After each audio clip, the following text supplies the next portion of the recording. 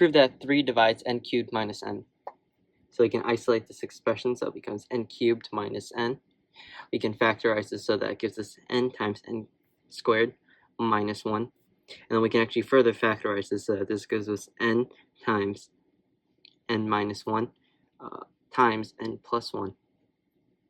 And we know that the multiplication of 3 consecutive integers is simply divisible by 3. So we can in fact conclude that 3 does divide n cubed minus n. Now, is it true that 4 divides n to the power of 4 minus n for any number n greater or equal to 1? We can isolate the expression again. So that just gives us n to the power of 4 minus n. We can factorize this so that this gives us n times n cubed minus 1. And then we can factorize it again. So that gives us n minus 1 times n squared plus 2n plus 1 times n. But it's not like this really tells us anything. It's not useful information at all. And in fact, we can actually disprove this by using a counter example. So for example, 4 does not divide 2 to the power of 4 minus 2, which is simply equal to 14. So we can actually conclude that it does not divide 4. That 4 does not divide n to the power of 4 minus n. So now we're tasked with proving that 5 divides n to the power of 5 minus n. So isolate the expression. We can factorize this as n to the power of 4 minus 1, n squared minus 1 times n squared plus 1. And then we can just factorize this out again, so that n times n plus 1 times n minus 1 times n squared to the power of 1. But the problem is that this doesn't really tell us much of anything. So what we actually need to do is we need to use mathematical induction hypothesis in order to prove this. So erase that. So first we need to establish a base case where we assume that n is equal to 1. So 5 divides 1 to the power of 5 minus 1, which is simply equal to 0. So this base case holds since you can divide 0 by any number and it will always equal 0. So it's an integer.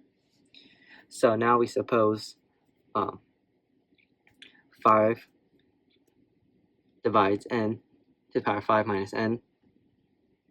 We proved that 5 divides n plus 1 to the power of 5 minus n plus 1.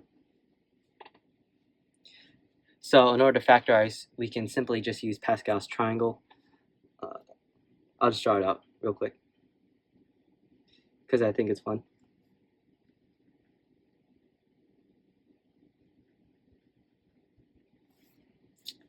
So here we can simply just convert this as n to the power of 5 plus 5n to the power of 4 plus 10n to the power of 3 plus 10n squared plus 5n. And then since the 1's just cancel out, we can just write this as minus n. So that just we can rewrite this as n to the power of 5 minus n. And then we can actually factorize this entire expression. So that's just 5 plus, and then we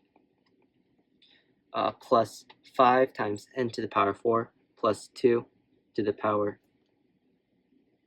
of, just n cubed plus 2 n times n cubed squared.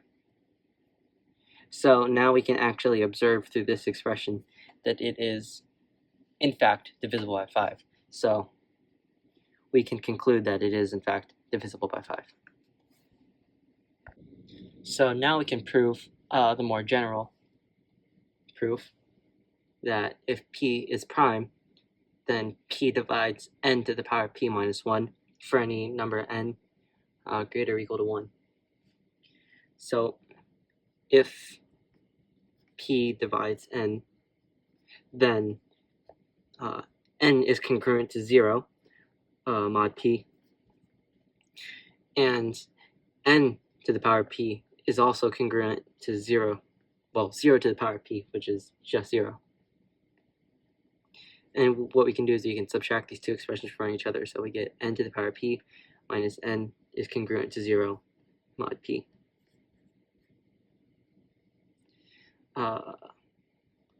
So p actually does divide, n minus n to the power p minus n. And that is our proof. So conclusions. What does p divides n to the power p minus n tell us? So this is actually a result of Fermat's little theorem, which states that n to the power of p is congruent to n mod p, which basically just means that any integer to the p power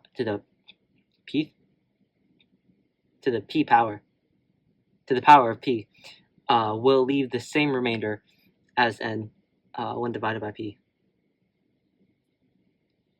So, for example,